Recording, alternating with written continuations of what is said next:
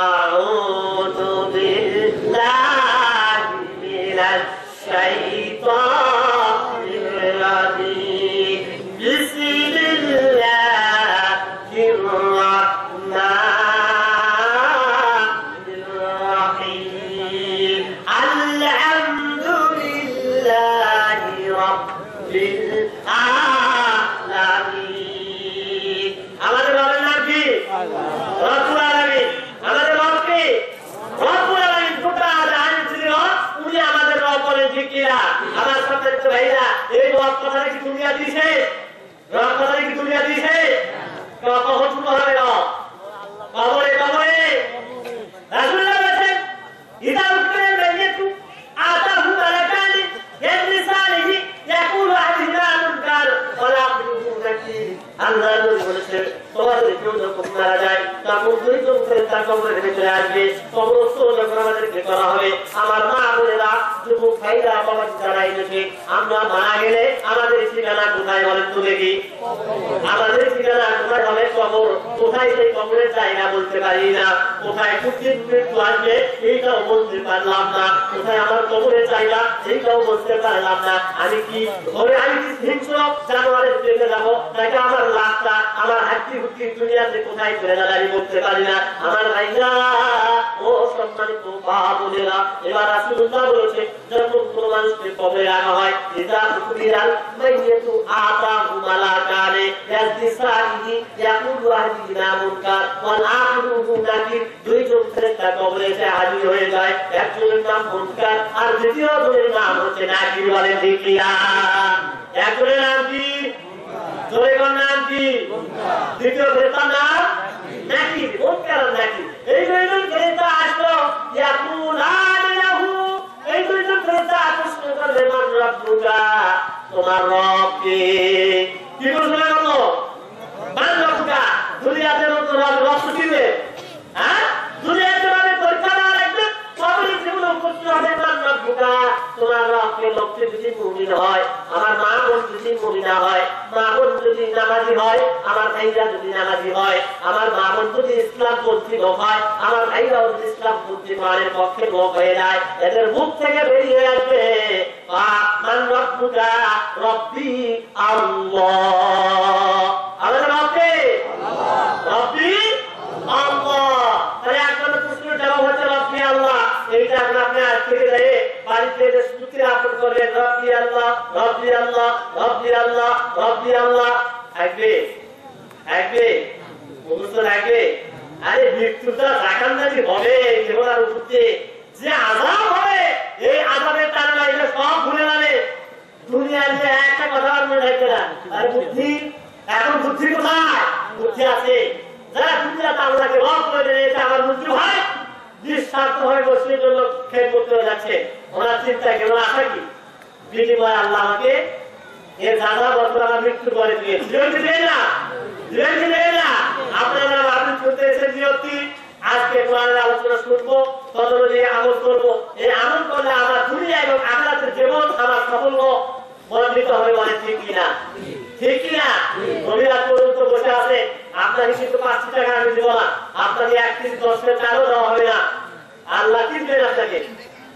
যতক্ষণ বসে থাকবে ততক্ষণ আল্লাহ পক্ষ থেকে রহমতের ফেরেশতারা আপনাদের আমলে শুধু নেকি আর নেকি লিখতেছে। বলে সুবহানাল্লাহ।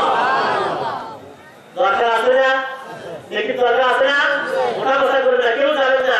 আলোচনা একটা কিছু শুনে এলাম ভাইয়া।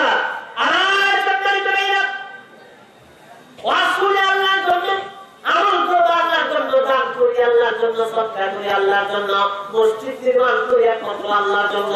আমরা যা কিছু করব একমাত্র হতে হবে লিল্লাহি রাব্বিল আলামিন। কার জন্য?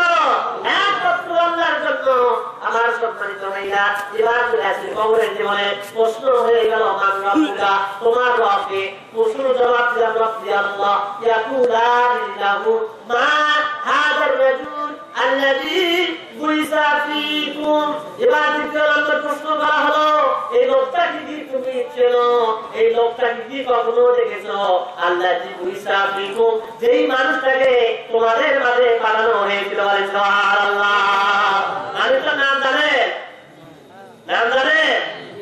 দেখছে দেখছে দেখছি আমি দেখছি তাহলে কেমনে চিনবো ভাই কেমনে চিনবো মা হাজার রাসূল আল্লাযী বুইসা ফিকুম প্রশ্ন তো ফেরেশতা আলিমে বলছে মা হাজার রাসূল আল্লাযী বুইসা ফিকুম এই লোকটা কি ছিল যাকে তোমাদের মাঝে পাঠানো হয়েছিল আমরা তো বলছি দেখি আর তো বলে ফেললো হুয়া মুহাম্মাদুর রাসূলুল্লাহ সাল্লাল্লাহু আলাইহি ওয়াসাল্লাম মারিকা ফেরেশতা আবার উল্টো প্রশ্ন করলো মারিকা তুমি কি করে চিনছো ও যুবক ও মা তুমি কেমনে চিনছো এই লোকটা আমি মুহাম্মদ রাসূলুল্লাহ সাল্লাল্লাহু আলাইহি ওয়াসাল্লাম তুমি কেমনে জানলে এই লোকটা সেই মুহাম্মদ রাসূল আমরা জবাব দিয়ে দেব ইয়াকুব আমরা বলবো করাতু কিতাবাল্লাহ করাতু কিতাবাল্লাহ ওয়া আমানতু বিহি ও আল্লাহর কিতাবুল কারীম শোনো আমি কি করে চিনেছি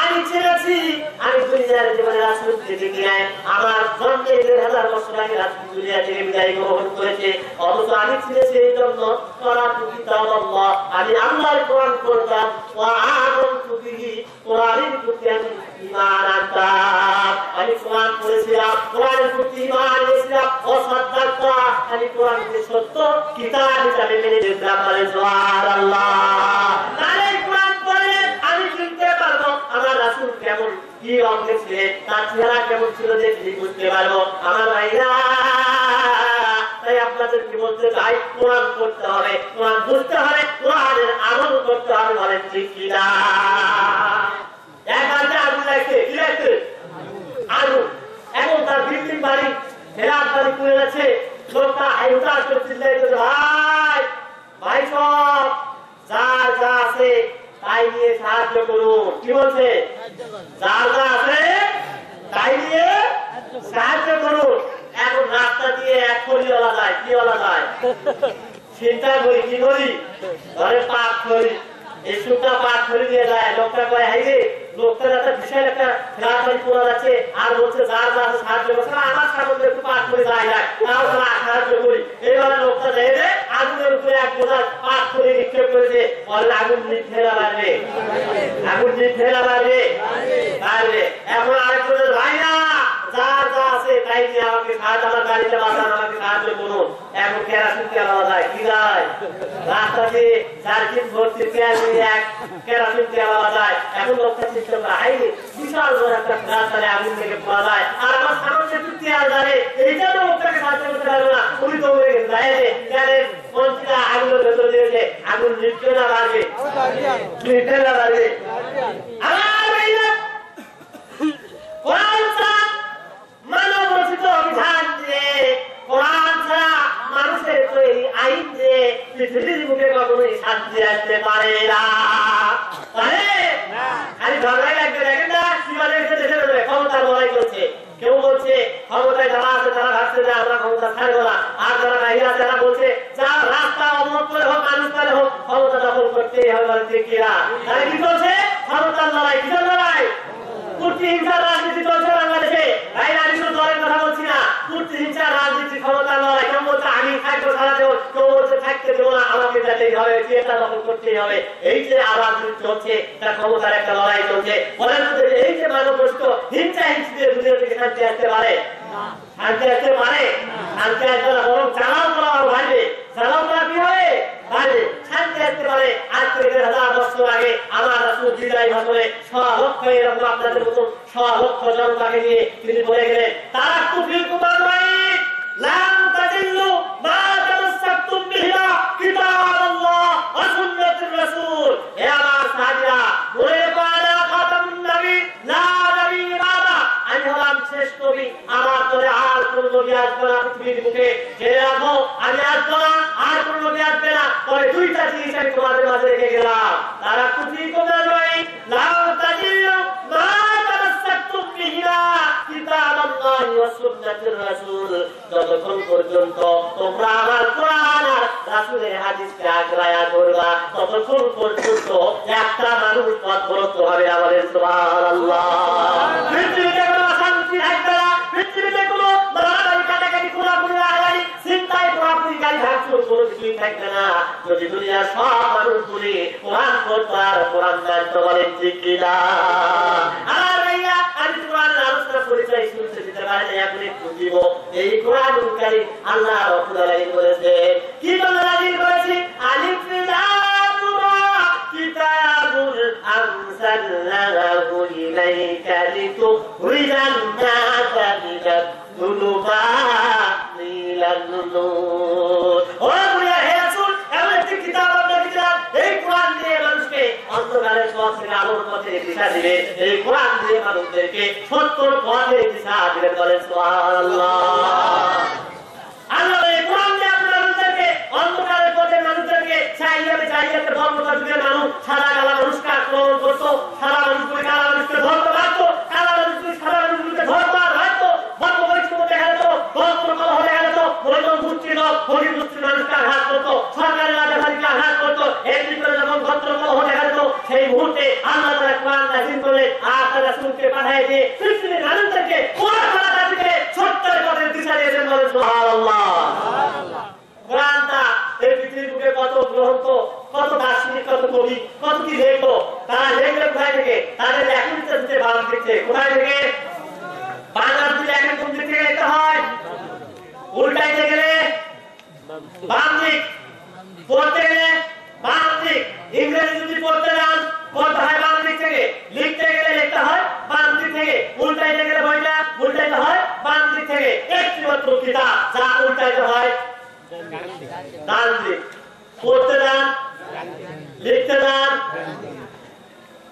উল্টাইতে গেলেও ডান দিক, পড়তে গেলেও ডান দিক, লিখতে গেলেও ডান দিক। তার মানে বোঝা গেল কোরআন যারা পড়লো, কোরআন যারা মানলো, কোরআনের জীবন যারা করলো, আল্লাহ ভাই আসহাবুল ইয়ামিন মা আসহাবুল ইয়ামিন। এখন দাও ডান দল, আমার কাছে ডান দলের পরিচয় তো আসুন। এবার তোমাদের ক্ষেত্রে চিন্তা প্রশ্ন করা হলো, এক নম্বর প্রশ্ন হলো মানব পুরা মাহার রাজুল। এবার দ্বিতীয় নম্বর প্রশ্ন করা হলো তোমার ধর্মের নাম কি? আমরা যদি ইসলাম মানি, ইসলামের প্রতি যদি থাকি, আমরা বলবো ইসলাম, আমার দিনের নাম হচ্ছে ইসলাম। এবার আল্লাহ তাআলা বলেন আসমান থেকে আল্লাহ ঘোষণা দিয়ে বলে আন সাদাকা আবদি, ও মুনকার নাকির সব, আন সাদাকা আবদি, আমার বান্দা সত্য কথা বলেছে, আমার বান্দি সত্য কথা বলেছে। ফাফরিশুহু মিনাল জান্নাত, কবরে মাটির বিছানায় শুয়ে রাখা যাবে না আমার ভিআইপি পাসপোর্ট, আমার জান্নাতি মেহমান। ফাফরিশুহু মিনাল জান্নাত, কবরে জান্নাতের বিছানা বিছায়া দাও। ফাফরিশুহু মিনাল জান্নাত, আমার বান্দার শরীর থেকে কাপড়, সাদা কাপড়টা খুলে জান্নাতে পোশাক করে দাও। বলেন সুবহানাল্লাহ। এখন কবর থেকে জান্নাতের একটা দরজা খুলে দাও, জান্নাতের সুঘ্রাণময় বাতাস আসবে, আমার বান্দার নাকে লাগবে, আমার বান্দা কিয়ামত পর্যন্ত ঘুমাবে। বলেন সুবহানাল্লাহ। ওয়া নুফিখা ফিস-সূরি ফাইদা হুম মিনাল আজদাসি ইলা রাব্বিহিম ইয়ানসিলুন। আমার ভাইরা হয়ে গেল, কবর থেকে আমরা সবাই উঠবো, উলুগ্ন অবস্থায় উঠবো, দৌড়াইতে থাকবো কিয়ামতের ময়দানে।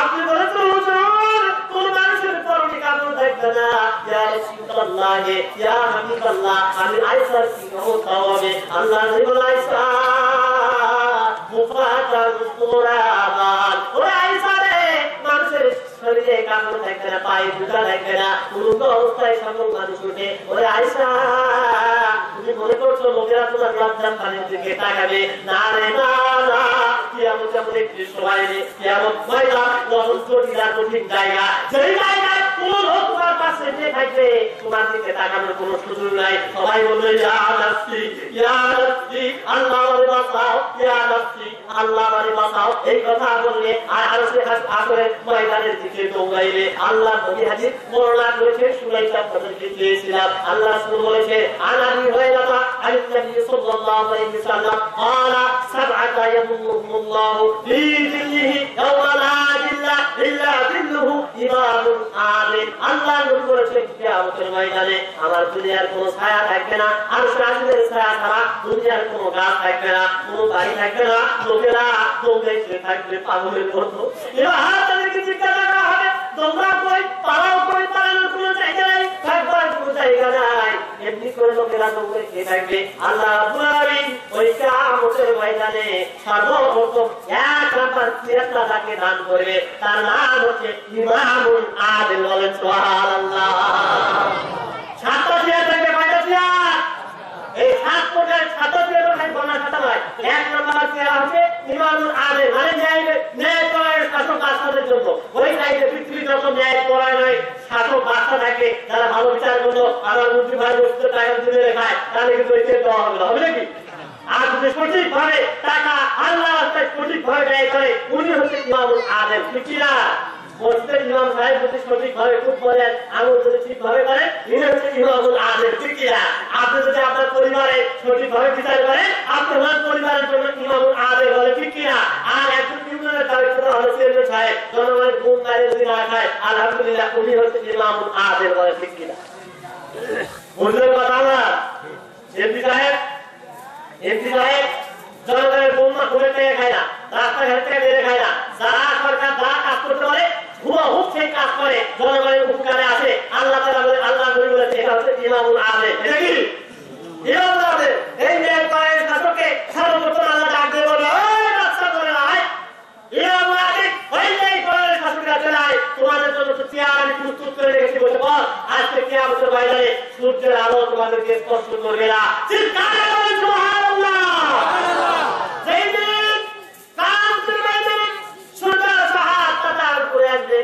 মানুষের পাপিত্রদের চাকরি গুলি গলে গলে মদক গুলি পড়লে মানুষের ঘামে মানুষ সাঁতার কাটতে থাকবে। আমার ভাইরা এই কিয়ামতের ময়দানে আল্লাহ রাব্বুল আলামিন ন্যায় পরায়ণ শাসকদেরকে ডাক দিয়ে তার আরশে আজিমের মেহমান বানায় দিবেন। বলেন সুবহানাল্লাহ। ন্যায় পরায়ণ শাসকের একটা ঘটনা শুনবেন তো? হযরত উমর ফারুক রাদিয়াল্লাহু তাআলা শুনেন নাই? অনেক কিছু দেখেন কেমন ন্যায় শাসক।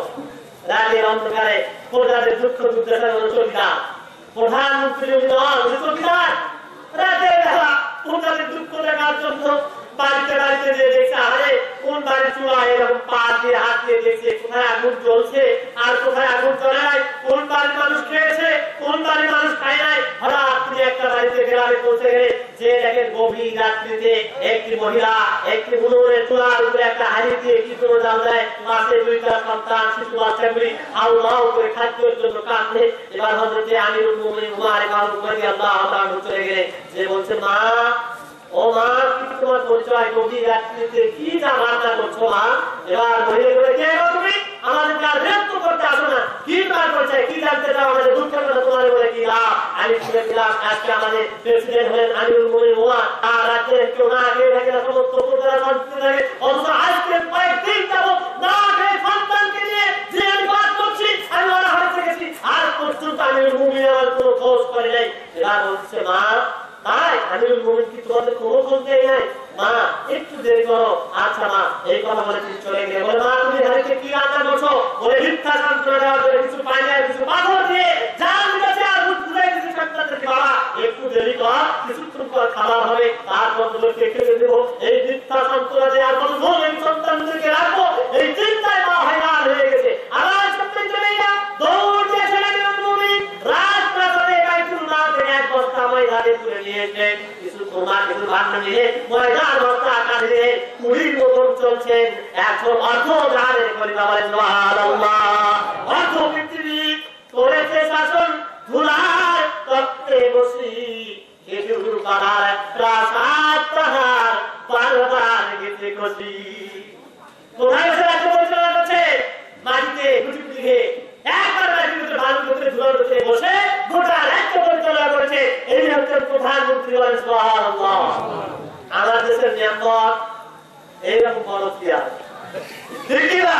মন খারাপ করছে? মন খারাপ করে না।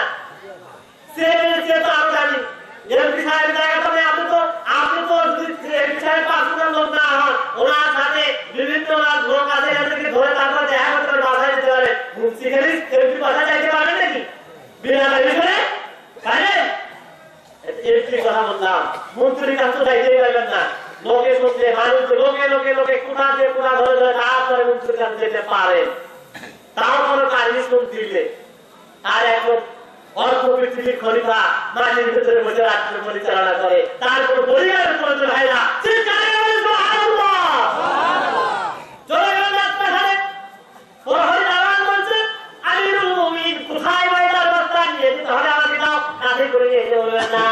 আমার পাপের বোঝা আমাকে বহন করতে দাও। কাঁধে ময়দার বাচ্চা হাতে কুরবান ভিতর নিয়ে আমিরুল মুমিন চলছেন সেই কুড়ে ঘরের দিকে।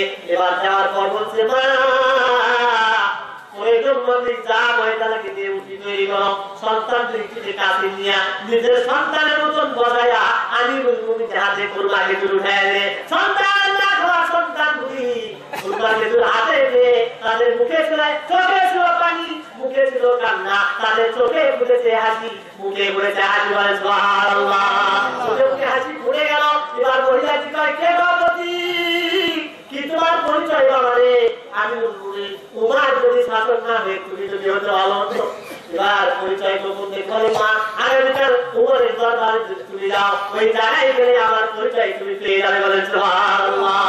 এবার সকালবেলা মা সন্তান যুগে রাস্তার সাথে চলে গিয়েছে, যে দেখে যে লোকটা রাতের বেলা ময়দার বাচ্চা কাঁধে তুলেছে কুরবানকে তুলে হাতে দিয়ে গেছে, ইনি তো সেই লোক, তার নাম আমিরুল মুমিনিন হযরত ওমর রাদিয়াল্লাহু তাআলা। বলেন সুবহানাল্লাহ।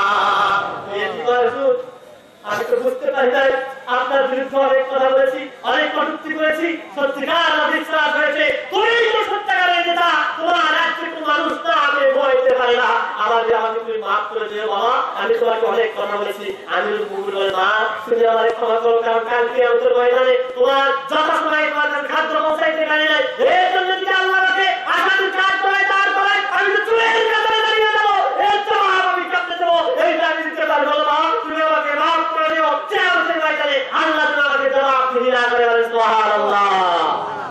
দেখছেন ইমামুল আদিল, ইমামুল আদিল কাকে বলে দেখলেন তো?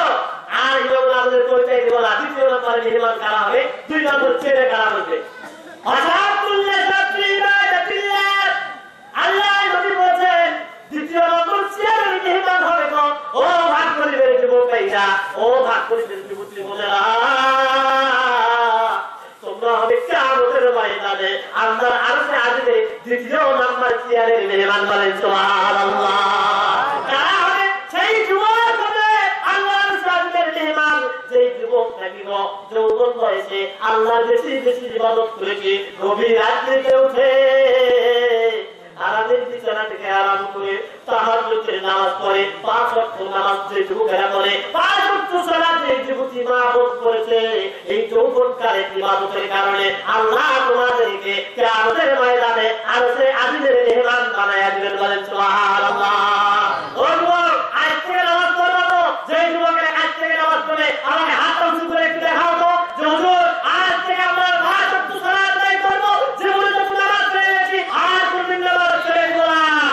আল্লাহ তুমি তোমার কুদরতি ক্যামেরায় হাত তুলে তুমি ফটো করে নাও, এই হাত নামাজা আল্লাহ তুমি দেখতেছো তোমার কুদরতি ক্যামেরায় এইগুলি ফটো করে নাও, কিয়ামতের ময়দানে দেখো তোমার যুবকেরা সাক্ষী দিয়েছে তোমার কোরআনের পক্ষে, এরা জীবনে যতদিন বেঁচে থাকবে এরা নামাজ ছেড়ে দিয়ে এরা হাত নামাজ ওরা করেছেন কার সাথে? আল্লাহ কি তার রেকর্ড করে নাই? যুবক, ও যুবক, তোমরাও যুবক আমিও যুবক, এই জন্য যুবকের কথা বলছি, কালকে আন্তর ময়দানে আমরাই তো হবো আল্লাহর আরশে আজিমের দ্বিতীয় মেহমান, আমরাই সেই চেয়ারের অধিকারী হবো যেই যুবকেরা আল্লাহর ইবাদত বেশি বেশি করবে। বলে ঠিক কিনা? আর সম্মানিত ভাইয়া, ওয়াসাবুন নাসাবুল ইবাদাতিল্লাহ, যুবকেরা হবে আল্লাহর আরশে আজিমের মেহমান। তবে যুবক একটা কথা না বললেই পারছি না, যুবক মোবাইলে অন্যায় ভাবে নারীদের সঙ্গে কথা বলা বন্ধ করতে হবে। ওরে যুবক, অন্যায় ভাবে প্রেম প্রীতি অপর নারীর সঙ্গে মেলামেশা বন্ধ করতে হবে, অন্যায় কথা বলা যাবে না রে যুবক, কারণ কাল কিয়ামতের ময়দানে আমার আল্লাহ রাব্বুল আলামিন বলেছে করুন মা ইয়ালফিযু মিন কওলিন ইল্লা লাদাইহি রাকীবুন আতীদ। সূরা কাফিরের আল্লাহ বলেছে ওই কিয়ামতের ময়দানে আমার আল্লাহ বলেছেন মানুষের জীবনে এমন কোন কর্মকাণ্ড নাই, মানুষের জীবনে এমন কোন কথা নাই যা আমি আল্লাহর কুদরতি ক্যামেরায় ভিডিও অডিও ভাইলা বলেন সুবহানাল্লাহ। আজকের ওয়াজটা অনেকেই ভিডিও করতেছে, অনেকেই আপনারা রেকর্ড করতেছেন আমার ভাইরা। ওই রকম আল্লাহ রাব্বুল আলামিন আমি মায়ের পেট ছেড়ে দিন দুনিয়াতে আসলাম, ওই দিন থেকে শুরু করে মৃত্যু আগ পর্যন্ত যত কথা বলবো সব কথা আমি আমার আল্লাহ রাব্বুল আলামিন রেকর্ড করেছেন বলেন সুবহানাল্লাহ। ওই ভিডিও রেকর্ড আল্লাহ চালু করে দিয়ে আমরা দেখে বলবো আল্লাহ আমি তো এই পাপটা করি নাই গো আল্লাহ, আমি এই গুনাহ করি নাই, আমার দ্বারা এই গুনাহ করা সম্ভব নয়, আমি এত বড় একটা হুজুর মানুষ, আমি বিভিন্ন তাফসীরুল কোরআন মাহফিলে বক্তৃতা করেছি, আমি কি এই পাপটা করতে পারি নাকি? আল্লাহ কয় না না, তুমি যে মুখে বলছো করো নাই এই কথা আমি আল্লাহ বিশ্বাস করব না। তাহলে কি করা হবে? সূরা ইয়াসিনের 65 নম্বর আয়াত আল্লাহ বলে আমাদের বলুন আউযু বিল্লাহি মিনাশ শাইতানির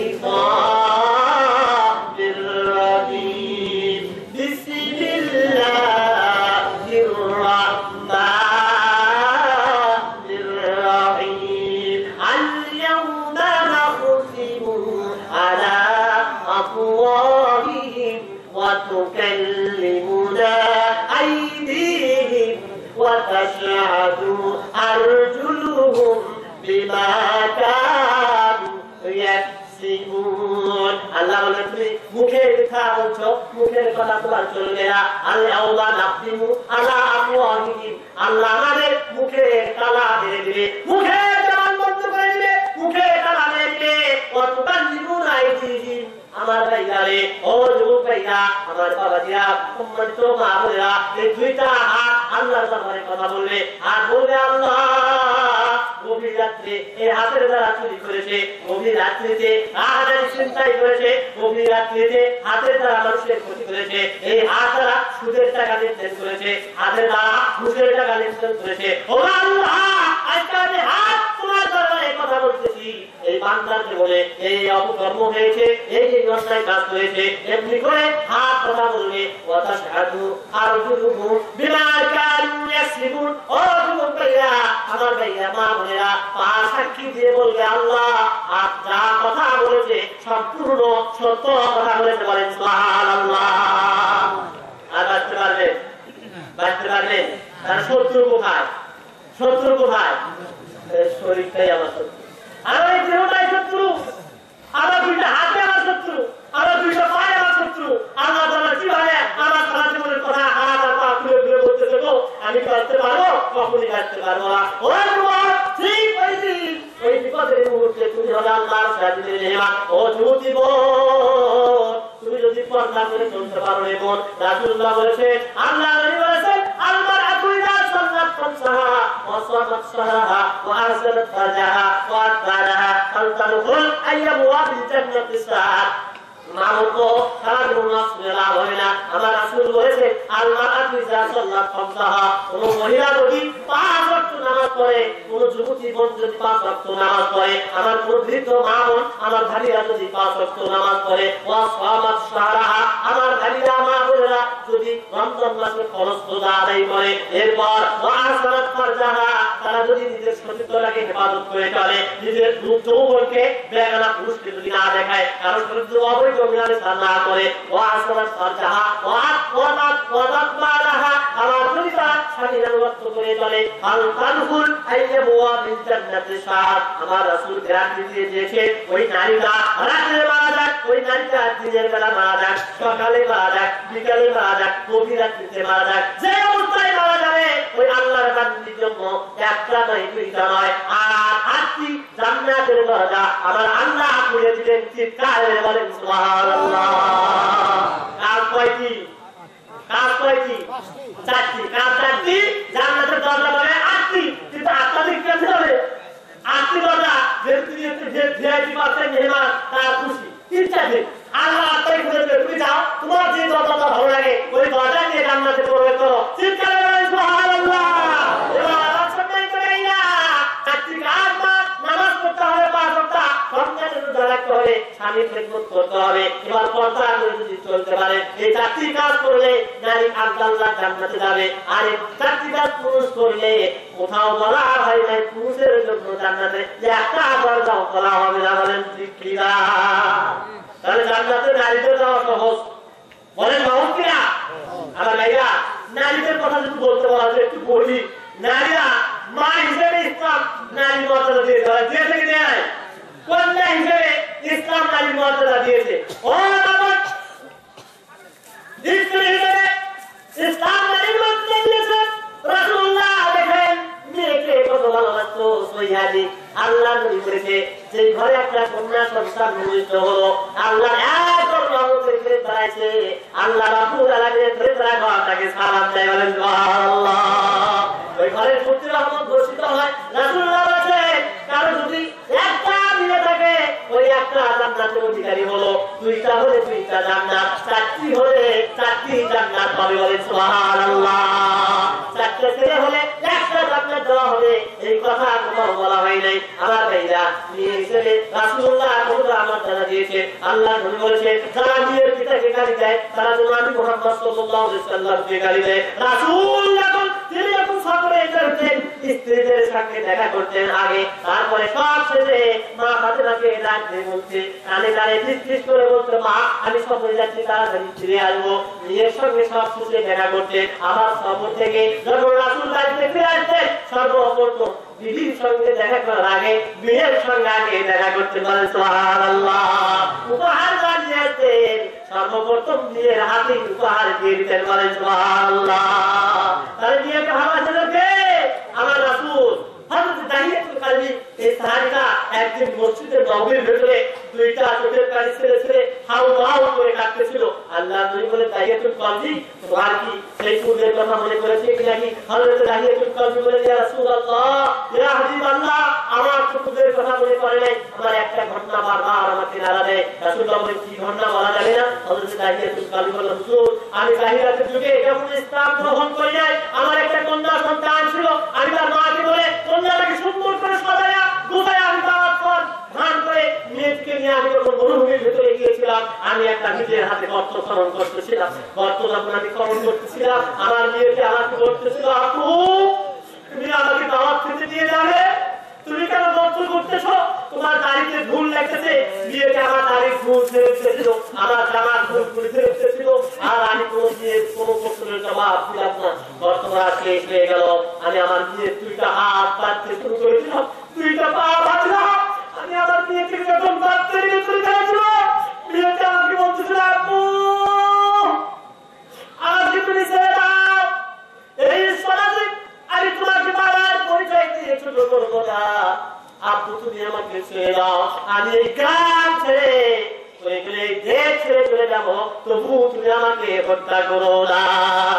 তাই তুমি কবি বলে, হুজুর পরিবার ভিতরে একটু দয়া আসলো না, আমার একটু দয়া আসলো না, আমি আমার বিয়েকে গর্তের ভিতরে ফেলে দিলাম, পাথর চাপা দিলাম, আর কন্যাকে আমার চিল্লাই দিয়েছিল, আপু আমার ছেড়ে দাও, আমি তোমার সমাজে মানুষের কাছে ছোট করবো না, আমাকে ছেড়ে দাও, আমি গ্রাম ছেড়ে চলে যাবো। হুজুর আজ সেই বিয়ের বন্ধনের আওয়াজ আমার কানে বাজে, এই জন্য আমি করে কাঁদি। আল্লাহ নবী চোখ থেকে পানি দরদর করে গড়িয়া পড়লো। রাসূল বলল, আরে মানুষ কেমনে পায় নিজের কন্যা সন্তানকে, নিজের অবস্থার সন্তানকে, জীবন্ত মানুষকে পুঁতে ফেলতে? বলেন ঠিক কিনা?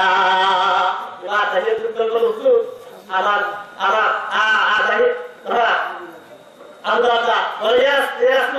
আমার গুনাহ কি ক্ষমা হয়েছে? আল্লাহ নবী বলেন,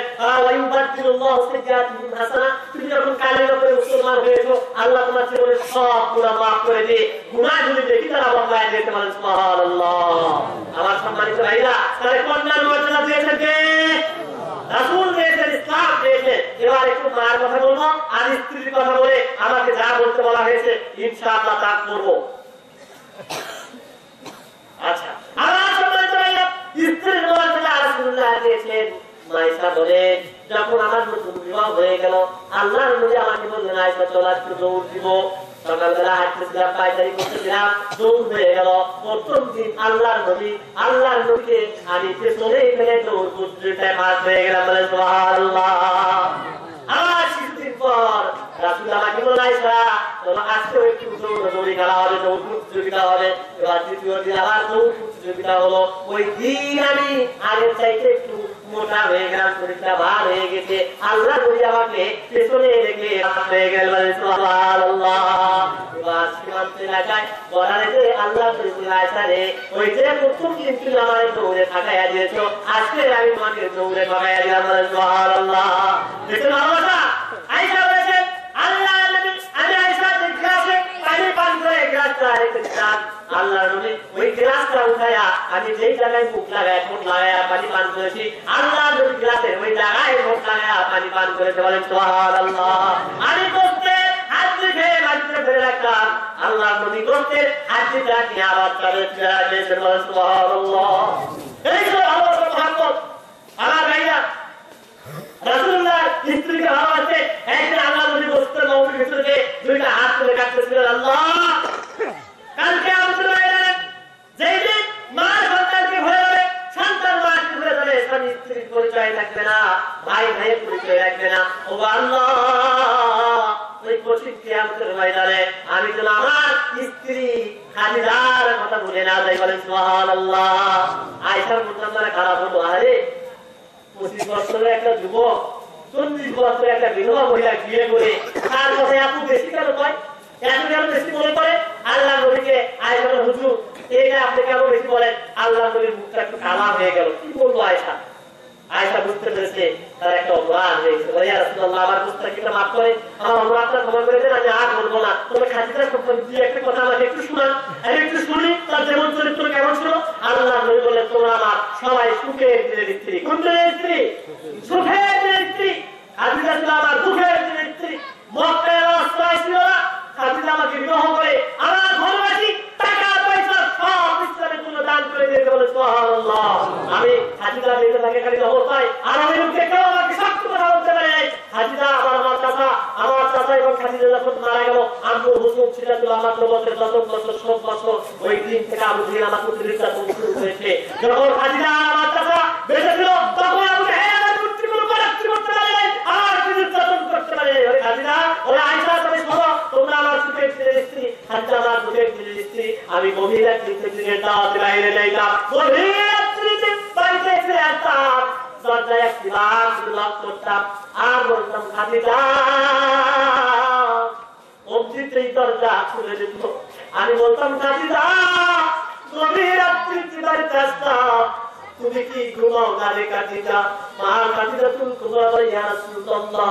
আল্লাহর নবী আর স্বামী বিশ্বনবী মুহাম্মদুর রাসূলুল্লাহ দিনের জন্য বাইরে যাবে, আর এমন অবস্থায় আমি খাদিজা তুমি বিছানায় সঙ্গে বালিশটা গায়ে ঘুমাই। আল্লাহর নবী যদি আমাকে ডাকাডাকি করে, এমন অবস্থায় কাফের রাতে ফেলে আমার রাসূলকে তারা আঘাত করে, বলছে কিনা আমার ভাই আমার ইয়া রাসূলুল্লাহ, এই জন্য যখন আপনি রাতের বেলা বাইরে চলে যান, আমি খাদিজা দরজার সঙ্গে পিঠ লাগায়া দাঁড়ায় ঘুমাই, অনেকে হাত করে তখন বিশ্বনবী আসবে, তখন আমার স্বামী আসবে, আমি দরজা খোলার প্রস্তুতি অবলম্বন করি, বলেন সুবহানাল্লাহ। দেখছেন স্বামী স্ত্রীর ভালোবাসা, দেখছেন স্বামী স্ত্রীর ভালোবাসা। আমার ভাইয়া রাসূলুল্লাহ বলেছে আদুনিয়াও কুল্লুহা মাতাউন ওয়া খায়রুল মাতাই দুনিয়া রাসূলুল্লাহ, দুনিয়ার টাকা পয়সা দেখো না ভাইয়া। রাসূলুল্লাহ বলেছে দুনিয়ার সবচেয়ে শ্রেষ্ঠ সম্পদের নাম হচ্ছে সতী সাধবী স্ত্রী। যার ঘরে একটা সতী সাধবী স্ত্রী গেল, সে দুনিয়ার সব সম্পদ পেয়েছে, সে দুনিয়ার সব টাকা পয়সা পেয়েছে, সে দুনিয়ার বাড়ি সব পেয়েছে। চিৎকার করে সুবহানাল্লাহ। ও আমার চরিত্রবান হতে হবে, পর্দানিশী হতে হবে। আপনি যদি ধার্মিকা মহিলা হন, অযুক্তি হন, যদি পর্দানিশী হন, আপনার বরের চিন্তা করে রাখবে না, আপনার জন্য আল্লাহ উপযুক্ত একটা বরের ব্যবস্থা করে রেখেছে। আল্লাহ আপনার জন্য একটা উপযুক্ত, আপনার উপযুক্ত একটা বর ব্যবস্থা করে দেবেন, বলেন সুবহানাল্লাহ। আর যদি রাস্তায় ওয়াজালাতি বুয়ুতি কুল্লা ওয়ালা তাবাররুজনা তাবাররুজাল জাহিলিয়াতিল উলা, আর জাহিলিয়াতের যুগে মহিলার যদি রাস্তাঘাটে পাতলা জামা পরে পাতলা শাড়ি পরে যদি ঘোরেন, আল্লাহ নবী বলেছেন ওদের ঠিকানা কাল কিয়ামতের ময়দানে জাহান্নাম, বলেন ঠিক কিনা? আল্লাহ বলেছেন দাদু কওয়ামুনা আলান নিসা, হে পুরুষেরা আমি তোমাদেরকে নারীদের বিচারক বানায় দিলাম, গায়িকা বানায় দিলাম, তোমাদেরকে হাকিম বানায় দিলাম। তোমার স্ত্রীকে যেভাবে চলাইবা, তোমার কন্যাকে যেভাবে চলাবা, ওইভাবে তারা চলবে। আপনি যদি আপনার স্ত্রীকে বেপরদায় রাস্তায় নামাইয়া দেন, আপনি যদি আপনার কন্যাকে বেপরদায় রাস্তায় স্কুল হাত দিতে পড়া বিশেষ করে নেয়, যদি বেপরদায় পাঠাইয়া দেন, আমার ভাইরা কিয়ামতের ময়দানে এরা আপনাদেরকে দায়ীদের খানায় নাম দিয়া আল্লাহর দরবারে হাজির করবে, বলেন ঠিক কিনা? আর দায়ীস না ভুল জান্নাত, রাসূলুল্লাহ বলেছেন দায়ীস পুরুষ কখনো জান্নাতে যাবে না গো।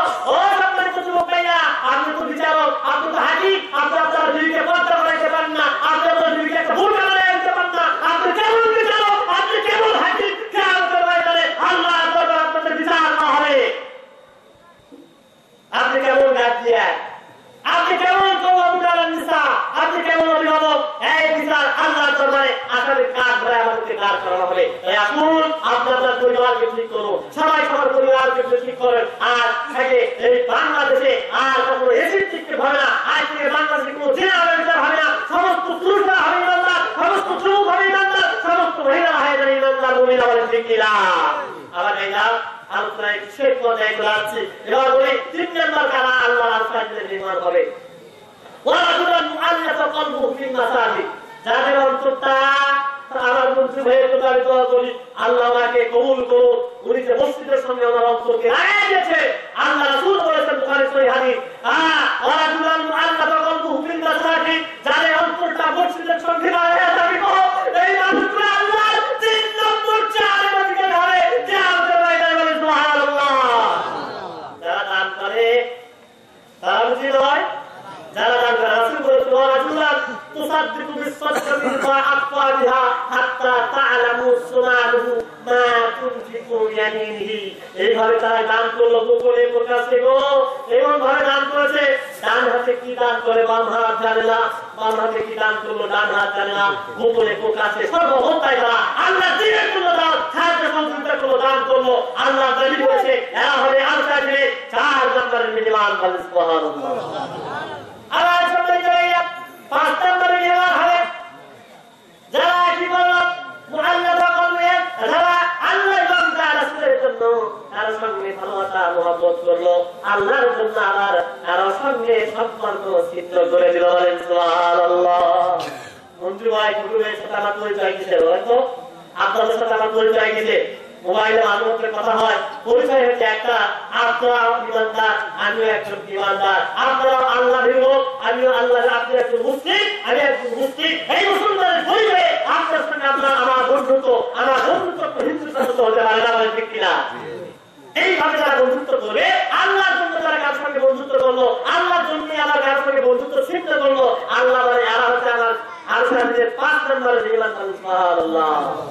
ورجلا مؤلف قلبه في المساجد ورجلان تحابوا في الله اجتماعا عليه وتفرقا عليه ورجلا ذات منسوب وجلال فقال إنما أمر الله إذا سيدنا ترجمان كراهيه الله বলেছেন যারা একটা সুন্দরী মহিলাকে দেখালো, ورجلا ذات منسوب وجلال এমন যুবতী প্রেম নিবেদন করলো একটা যুবককে, বলল যুবক আসো তোমার সঙ্গে আমি যে বলে মিলন করবো, তোমার সঙ্গে প্রেম নিবেদন করতে যাই। যুবক বলল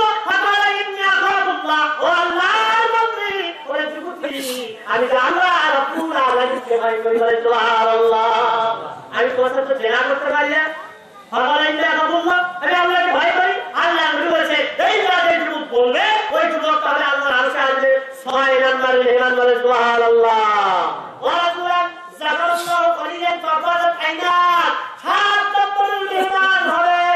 যেই সমস্ত পুরুষেরা, যেই সমস্ত নারীরা একাকিত্ব স্থানে মাটির দিন নিরাইতে গিয়া গুণার বিশ্বাস করতে যাইয়া জমিতে একা একা কাজ করে আর জীবনে অতীতের জীবনের কথা স্মরণ করে, আল্লাহ আমি তো এই পাপ করেছি, জেনা করেছি, আমি ব্যভিচার করেছি, আমি সুদ খেয়েছি, আমি ঘুষ খেয়েছি, আমি মানুষ জড়াই করেছি, হত্যা করেছি, আল্লাহ আমার পাপের কথা তুমি ছাড়া কেউ জানে না আল্লাহ। ও রাসূলুল্লাহ যাকারাল্লাহু কালিয়ান ফাকাদাত শাইতান, এই নিজের পরিচয়ের কথা অনুসন্ধিত হয়ে যারা চোখ থেকে পানি ধরাবে, যারা দুইটা চোখে পানি ছেড়ে ছেড়ে আল্লাহ তাআলার কাছে কাঁদতে পারবে, একাকিত্ব স্থানে গভীর রাত্রে উঠে উঠে একা একা যারা আল্লাহর কাছে কাঁদবে, আমার রাসূল বলেছে যে চোখটা আল্লাহর জন্য কাঁদে, ওই চোখটা ওই কাঁদওয়ালা মানুষগুলি হোক আর পুরুষ হোক বলা হবে আল্লাহ আর তার ভিতরে 7 নম্বরের আল্লাহ সুবহানাল্লাহ।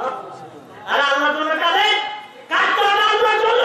জীবনে কত অন্যায় করেছি, কত গুনাহ করেছি, কত রক্ত নামাজ ফেলে দিয়েছি, কত মিথ্যা কথা বলেছি, একবার কি চিন্তা করেছি যে জীবনের পেছনে দিকে তাকাইছি আমার গুনাহ ক্ষমা হবে কি হবে না, এইটা বলে তুমি কাটতে পারি। রাসূল বলেছেন ওয়াজুয়া যাকাল্লাহু খাইরান ফাবাদা তাইবান, যারা গোপনে একাকিত্ব স্তরে বসে বসে অনুসরণ করে আপনাদের পানি ধরায়, আল্লাহ নবী বলেছেন আলা আল্লাহ রাব্বুল আলামিন 7 নাম্বার মিনিমাম বলে সুবহানাল্লাহ। সালাতুল্লাহ তাআলা আইহুল্লাহ ইয়াউমাল কিয়ামাত আইয়ুবা তাকদির গজিয়াতিল্লাহ, তিনটা চোখ জাহান্নামে যাবে না, একমাত্র আল্লাহর ভয়ে এই চোখ কাঁদে। দ্বিতীয় নম্বর যারা ইসলামী রাষ্ট্রকে পাহারা দেওয়ার জন্য এই কাফের মুশরিকদের কাছ থেকে দেশটাকে রক্ষা করলো, মুসলমান মুজাহিদদেরকে পাহারা দিয়ে রাত থেকে ঘুমায় না ঘুমায় দাঁড়ায় থাকতো, আল্লাহ বলেছেন ওই চোখ জাহান্নামে যাবে না। তিন নম্বর হলো ওই চোখ, যেই চোখ বেগানা নারীকে দেখার পর আর দেখলো না, আর তাকাইলো না, ওই বেগানা নারী থেকে আর না দেখে দীর্ঘগামী কোন দৃষ্টিটা, আল্লাহ বলেছে ওই চোখটা হচ্ছে আমাদের ময়দানে জাহান্নামে যাবে না। সুবহানাল্লাহ। আমার ভাইরা সূরা ফাতিহা সূরা তাফসীর শোনানো আসলে 2-4 দিনও হবে না, সারা জীবন পড়লেও শেষ করা যাবে না। আমরা তাফসীর ছিল আমার সাথে বলুন আউযু বিল্লাহি মিনাশ শাইতানির রাজীম বিসমিল্লাহির রাহমানির রাহিম আলহামদুলিল্লাহি রাব্বিল আলামিন। প্রথম থেকে আল্লাহ আল্লাহ রব্বুল আলামিন, যে আল্লাহ জগৎ সমূহের প্রতিপালক, ওই যে সৃষ্টিকার খাদ্য দিয়ে দেয়। আল্লাহ বলে যেমন বলেন কেমন ওয়ালা মিন দাব্বাতিন ফিল আরদি ইল্লা আলাল্লাহি রিজকুহা।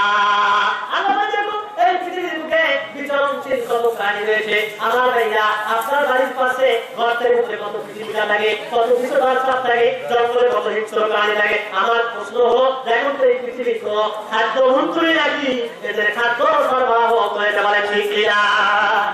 কোন খাদ্য মন্ত্রী জীবিকার ভাড়া দিলে নাকি কোন ইতিহাসে কোন প্রক্রিয়া পাইছে? এদেরকে খাওয়াই কি? এদেরকে খাওয়ালো কি? রব্বুল আলামিন। তার নাম হচ্ছে আলহামদুলিল্লাহ রাব্বিল আলামিন। আমরা এই পৃথিবীতে বিচরণশীল যত প্রাণী আছে সকালবেলা ঘর থেকে বার হয়, সন্ধ্যাবেলায় তাদের পেটটাকে ভরে দিয়া ওই যে হিংস্র জানোয়ার ওই সিংহ বাঘগুলিকে ভরে দিয়া আমি আল্লাহ তাদেরকে তাদের নিজ নিজ গন্তব্যস্থলে পৌঁছায় দেই। চিৎকার করে বলেন সুবহানাল্লাহ।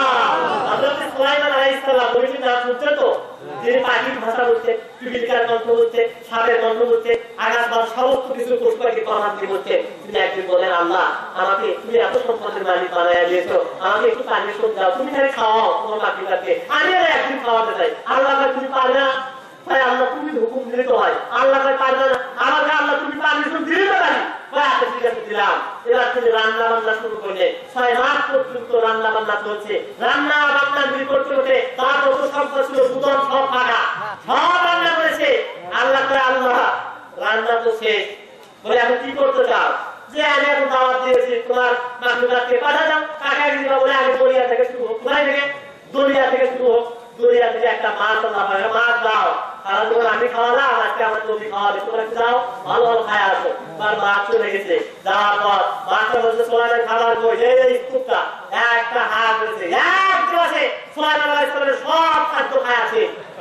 মাছটা সোলাইমান আরো দাও, মানে আরো দাও মানে আমার তো আল্লাহ পুষ্টি দিয়ে এরকম তুমি যে পাহাড়ের একটা খাদ্য করেছো, এরকম 3 লোকটা খাবার আমি দৈনিক খাই, তাহলে আমি দৈনিক 3 লোকটা করে খাই, কেমন খাইছি একটা আর 2টা দরকার।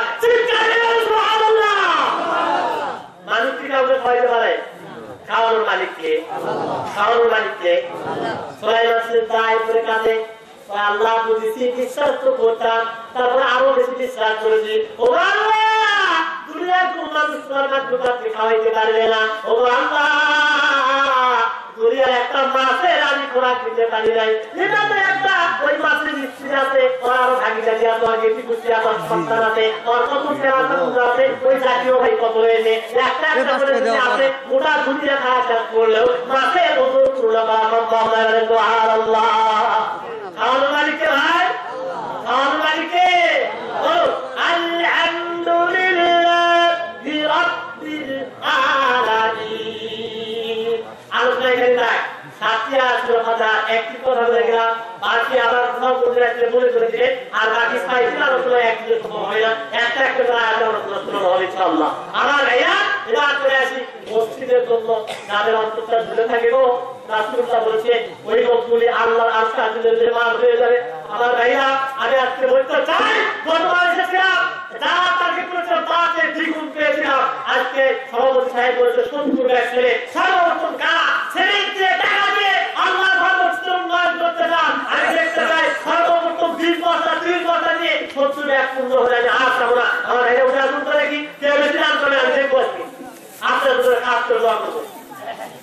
আপনার নাকি মুঘল একদম আল্লাহ এক আদান করেছে রব্বুল আলামিন, আমার ভাইয়া তাকে কবুল আলহামদুলিল্লাহ। আল্লাহ জানে মানে বলে বলতে দাও, আল্লাহ 100টি বালা থেকে তাকে তুমি ইবাদত করে দাও।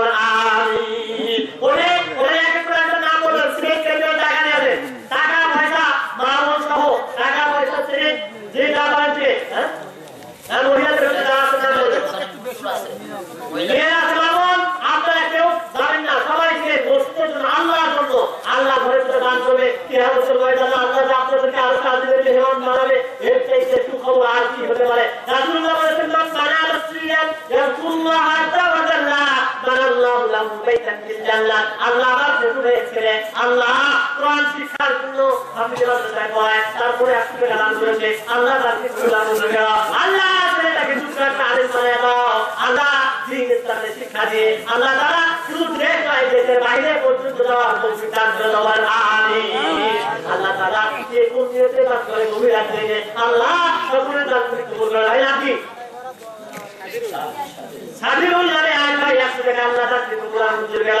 আল্লাহ জানে মানে করতে দাও রব্বুল আলামিন কামতের ময়দানে 100টি বালা থেকে তাকে তুমি ইবাদত করে দাও। আমিন। ভাইরা কি বলতে পারবে না, গোশত তো দান করে দিলে আমরা এক সময় আছে জি আল্লাহ সুলাইমান আলী আলহাজ সুলাইমান আলী এক বস্তা ছেলে আজমাল এক বস্তা ছেলে আল্লাহ আমার ভাইকে দান কিছু কবুল মঞ্জুর করে দাও। আল্লাহ তোমার ঘরে মুসলিম দিয়ে দান করে বলো, হ্যাঁ রুবিনা এক বস্তা খামো এক বস্তা রুবিনা আমার মায়ের ঘর আলে এক বস্তা তুমি আল্লাহ নামকে কবুল মঞ্জুর করে দাও। আল্লাহ ফেলো না আমার মা ও বাবন আল্লাহ একটি বস্তা আসলে দান করে আল্লাহ নামকে কবুল মঞ্জুর করে দাও। আল্লাহ সালেহা আমার মা 500 টাকা দান করেছে, আল্লাহ আমার মায়ের দান কি কবুল মঞ্জুর করে দাও। কাল কিয়ামতের ময়দানে মা ইয়া রহমানের সাথে আল্লাহ সাথে জান্নাতে রাখার তৌফিক দিও। আমিন। আল্লাহ অন্তরে এক ভাই 200 টাকা দান করে আপনার ভাই আল্লাহ তোমার নামে না গভীর রাত্রিতে আল্লাহ 10,000 টাকা দান করেছে রব্বুল আলামিন তাদের দানকে পৃথিবীর যত অফিস আদালত রয়েছে মাওলা সমস্ত অফিসে তারা বলে রাজ্য তো গভীর হয় তোমার আদালতের কাজ শুরু হয়ে যায়। আল্লাহ তোমার নবী বলেছেন কেমন রব্বুল তাবারাকাল্লাহু ওয়া তাআলা ইলা সামা'i দুনিয়া লা ইয়াবকা সুলুসুল লাইলি আখির। আল্লাহ তোমার রাসূল বলেছে রাত যখন 3 ভাগের 1 ভাগ বাকি থাকে আল্লাহ তুমি নাকি দুনিয়ার আসমানে নেমে আসো, তোমার সিংহাসন ছেড়ে নিয়া দুনিয়ার আসমানে নেমে আসো, তুমি ডাকতে থাকো উদুনি আস্তাজবালাকু বান্দা কোথায় আছে আমার কাছে চাও আমি তোমাদেরকে দিয়া দেব। আল্লাহ মারকরি পূর্ব বারাকালী মসজিদ প্রাঙ্গণে আল্লাহ তাফসীরুল কোরআন মাহফিলে আল্লাহ তোমার কিছু গোলাম তোমার কিছু নগণ্য গোলাম তোমার কিছু বান্দীদেরকে নিয়ে আমি একজন গুনাহগার জীবনে কত গুনাহ করেছি হিসাব দিতে পারবো না। আমি একজন গুনাহগার ভিক্ষুকের ন্যায় তোমার বান্দাদেরকে নিয়ে হাত উঠাই। আল্লাহ আমার খুবই যোগ্যতা নাই তোমার কথা বলা আল্লাহ, তারপরও কিছু কথা বলেছি মাওলা আল্লাহ যা বলেছি আমরা যারা কবুল করলাম সকলকে আমল করার তৌফিক দিয়ে দাও। আল্লাহ গভীর রাত্রিতে কিছুই চাই না, শুধু তোমার কাছে চাই জীবনে কত পাপ করলাম। আল্লাহ আমাদের জীবনের জিন্দেগি সব গুনাহ তুমি মাফ করে দাও রব্বুল আলামিন। আমরা যারা আমি করছি বাবা জনম দুঃখী মা দুনিয়া থেকে বিদায় দিল আল্লাহ, যেই বাবা সারাদিন আদর করে আমাদের জন্য কত কিছু আসতো বলে কাকুনি করে যে বাবা আমাদেরকে মানুষ করেছে আল্লাহ, যাদের বাবা দুনিয়া থেকে বিদায় গ্রহণ করেছে, মা যাদের কঠিন কবরে শায়িত হয়েছে আল্লাহ, আমাদের সকলের মা বাবার কবরগুলি জান্নাতের টুকরা বানায় দাও। ভাই আমার সাথে বলুন রব্বির হাবুনা কামা রাব্বায়া সগীরা। রব্বুল আলামিন মা বাবার দিন করেছে মওলা, আল্লাহ আমাদের মা বাবাদেরকে হায়াত তাইয়্যিবা দান করে দাও। রব্বুল আলামিন খাস করে দোয়া করি মওলা, আল্লাহ যারা এই সভা আয়োজন করেছে আল্লাহ এর পিছনে শ্রম দিয়েছে, সময় দিয়েছে, টাকা পয়সা দিয়েছে আল্লাহ, বিভিন্ন কথা দিয়ে বিভিন্ন ভাবে আর্থিক ভাবে, শারীরিক ভাবে, মানসিক ভাবে সকল দিক থেকে যারা সহযোগিতা করেছে আল্লাহ তাআলা এর যাতা পাই তুমি তাদেরকে দান করে দাও। আল্লাহ তাদেরকে উত্তম বদলা দিয়ে দাও। ওগো মাবুদ, আমি আশ্চর্য হয়ে গেলাম, সেরেন্দ্রি বলে বললাম 70 বস্তা, আল্লাহ 100 বস্তা পার হয়ে গেল। আল্লাহ তোমার বান্দারা গভীর রাত্রিতে তোমার ঘর নির্মাণের জন্য যারা টাকা দিয়ে সিমেন্ট দিয়ে আল্লাহ শ্রম দিয়ে কথা দিয়ে সহযোগিতা করেছে আল্লাহ, তোমার নবীর হাদিস তো মিথ্যা হবে না। তোমার রাসূল বলেছেন মক্কায় মসজিদে তাআল্লাহু লাহু বাইতান ফিল জান্নাত, তোমার রাসূল গ্রাম দিয়েছে যারা দুনিয়াতে মসজিদ বানায় তুমি একই তাদের জন্য জান্নাতি ঘর বানাইবা। আল্লাহ বাকরি পূর্বপাড়া জামে মসজিদের জন্য আজকে যারাই যেভাবে দান করেছে গো মওলা, আল্লাহ এই দানের বিনিময় আমাদের সামান্যটুকু দানের বিনিময়ে তুমি কি পারো না আমাদের জন্য জান্নাতে একটা করে ঘর বানায় দিতে? আল্লাহ তুমি যদি আমাদের সকলের জন্য একটা করে ঘর দাও, তোমার কি কোনো ভান্ডার পুরাই যাবে নাকি? তোমার কোনো ভাগ করবে না আল্লাহ, তোমার জান্নাতের শেষ হবে না। আমাদের মা বোন সহ আমরা যারা দান করেছি আল্লাহ, যারা দান করতে পারি নাই কিন্তু আলোচনা শুনে মুক্তা চাইছে দান করবো কিছু করতে পারি নাই আল্লাহ, আমাদের উভয়ের জন্য তোমার জান্নাতে একটা করে ঘর বানিয়ে দিও আল্লাহ। রাত্রিতে যুবকদের নিয়ে হাত তুলেছি আল্লাহ, আমার ভাগ পরীক্ষাতে যুবক ভাইদেরকে 5 লক্ষ টাকা দিবানায় দাও আল্লাহ, আমার যুবতী বোনদেরকে 5 লক্ষ টাকা দিবানায় দাও আল্লাহ, আমার ভাগ করি পুরা মুড়ি রাজার বাবনদেরকে আল্লাহ পর্দা নিশি বানায় দাও, স্বামী কথা মতো জীবন যাপন করার তৌফিক দিয়ে দাও আল্লাহ। আমার বৃদ্ধ ভাইদেরকে হাত উঠেছি আল্লাহ, চুলগুলি দেখে গেছে, দাড়িগুলি সাদা হয়ে গেছে আল্লাহ, মৃত্যুর একটা চিঠি তুমি পাঠায় দিয়েছ আল্লাহ, জানি না কারি তুমি কোন মুহূর্তে ডাক দিয়ে দুনিয়া থেকে বিদায় করে দিলাম আল্লাহ।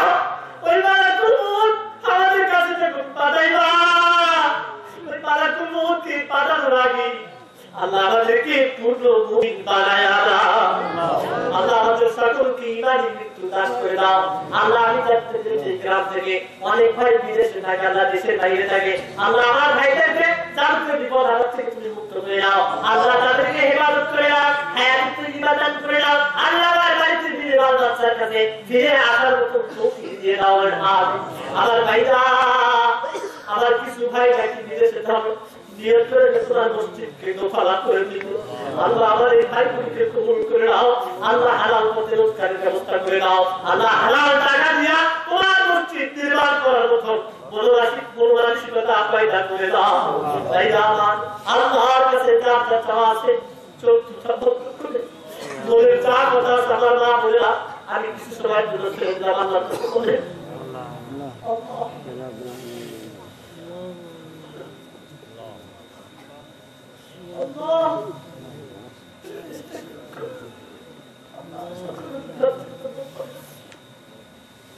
আল্লাহ। দেখো তুমি একটু আশা দেখো, তুমি একটু আশা একটু দেখো, গভীর রাত্রিতে তোমার পাগলেরা, গভীর রাত্রিতে তোমার কি চায়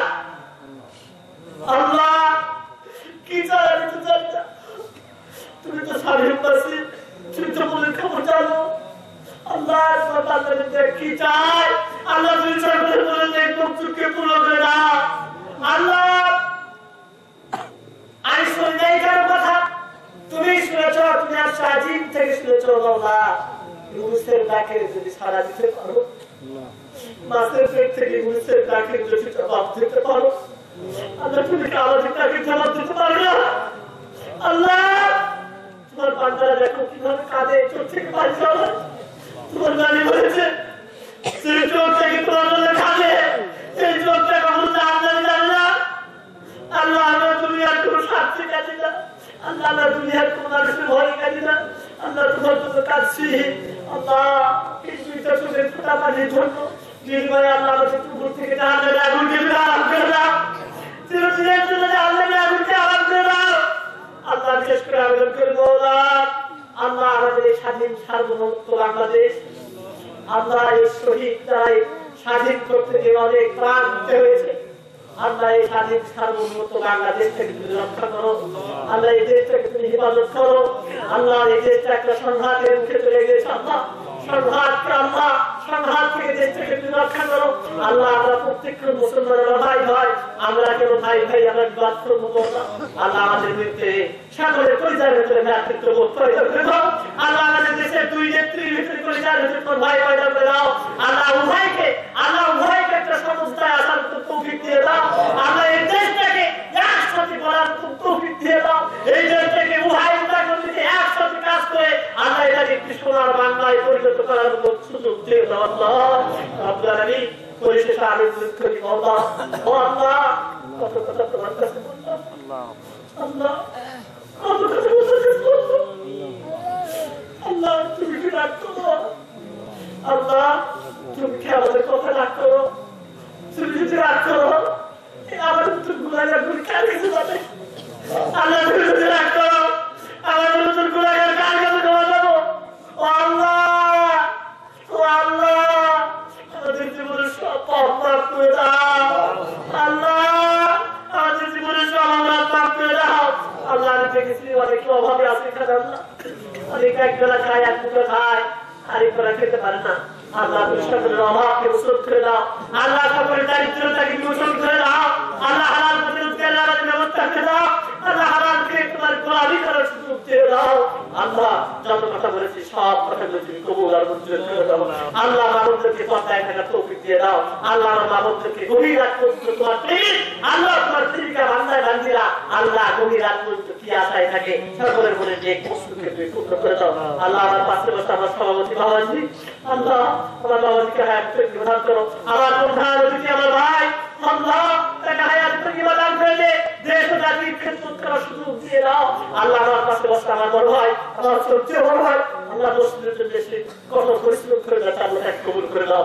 আল্লাহ এই সমাজের যদি হয় আল্লাহ দুনিয়া সে কিছু চায় না আল্লাহ দুনিয়া কিছু চায় না সে আখিরাতের জন্য তোমার ঘর উন্নয়নের জন্য কাঁদে আল্লাহ তাকে তুমি কবুল করে দাও আল্লাহ যারা এইভাবে মসজিদের জন্য খাটেছে যারা এইভাবে মসজিদের দান সৎকার করেছে সকলের জন্য আল্লাহ জান্নাতে একটি করে ঘর বানায় দাও আল্লাহ আল্লাহ তার সন্তান তার আল্লাহ নিঃসন্তানকে সন্তান দিয়ে দাও আল্লাহ নিঃসন্তানকে সন্তান দিয়ে দাও আল্লাহ তুমি তো সন্তান দেওয়ার মালিক আল্লাহ সকলকে পুত্র পবিত্র আল্লাহ সন্তান দান করে দাও اللهم صل على محمد وعلى ال محمد كما صليت على ابراهيم وعلى ال ابراهيم انك حميد مجيد اللهم بارك على محمد وعلى ال محمد كما باركت على ابراهيم وعلى ال ابراهيم انك حميد مجيد سبحان